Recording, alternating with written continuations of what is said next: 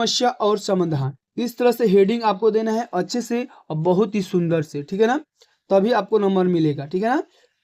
तो प्रस्तावना, इसमें भी सबसे पहला हेडिंग रहेगा प्रस्तावना। क्या हेडिंग रहेगा? प्रस्तावना। आज का युग विज्ञान और प्रौद्योगिकीकरण का युग है, ठीक है ना।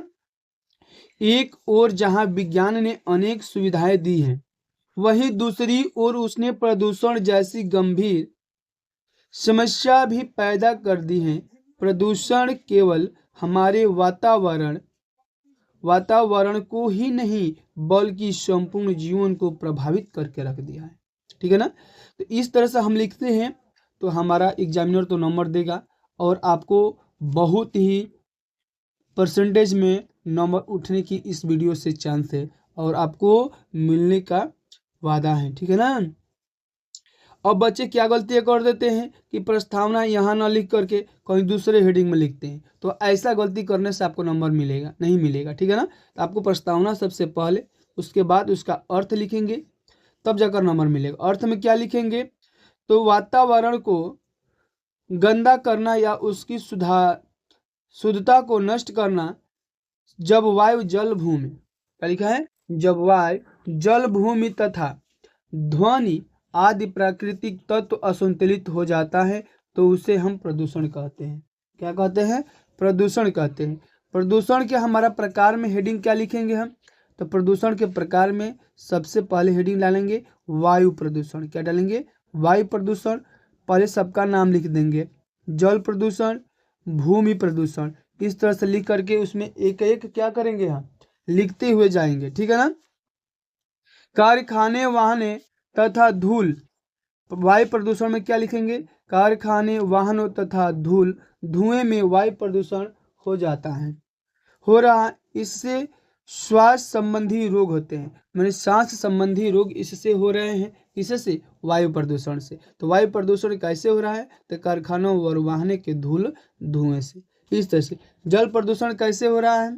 तो नदियों तालाबों में गंदा पानी, औद्योगिक अपशिष्ट पदार्थ जैसे प्लास्टिक, कचरा आदि डालने या फेंकने से जल प्रदूषण होता है, ठीक है ना। इस तरह से हम लिखते हैं तो नंबर आपको मिलता है। बच्चे एक गलती और क्या करते हैं कि सबसे तो ज़्यादा जरूरी है भूमि प्रदूषण, इसको लिखना, ये नहीं लिखते हैं तो एक नंबर कट जाता है। अधिक मात्रा में प्लास्टिक, रासायनिक खाद्य और कीटनाशक के प्रयोग से भूमि की उपजाऊ शक्ति कम हो जाती है, जिससे हमारे क्या हो रहे हैं? अनाज और उपलब्धियां कम हो रही है।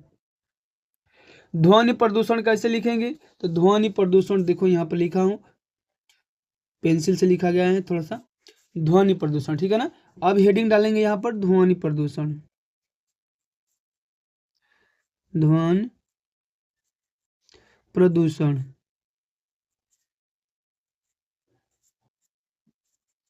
ठीक है ना। इस तरह से ध्वनि प्रदूषण लिखते हैं। अधिक शोर करने वाले वाहन, लाउड स्पीकर और पटाखे ध्वनि प्रदूषण कहलाते हैं, ठीक है ना। अब ध्यान देना, प्रदूषण के दुष्परिणाम क्या है? प्रदूषण के दुष्परिणाम हेडिंग डालकर लिखेंगे। प्रदूषण से न केवल मानव जीवन ही नहीं प्रभावित हो रहा है,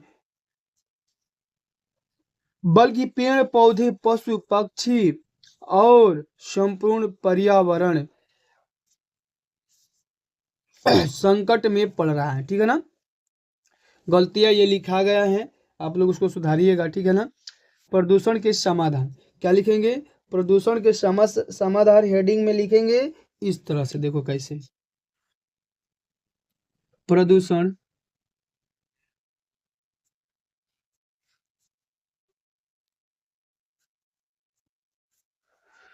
प्रदूषण के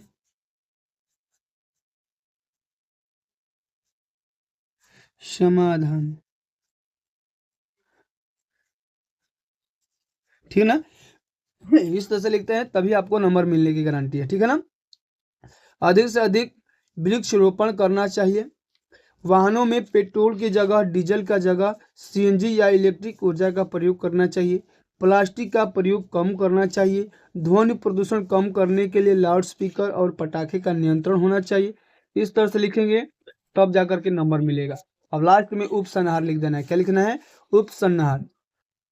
प्रदूषण आज विश्वव्यापी समस्या बन चुकी है। यदि समय रहते इसे के ऊपर समाधान के लिए ध्यान नहीं दिया गया तो यह आने वाली पीढ़ी स्वास्थ्य या वातावरण से शुद्ध वायु से वंचित रह जाएगी। इस तरह से लिखते हैं तो मात्र 10 मिनट आपको ये पूरा नंबर देगा।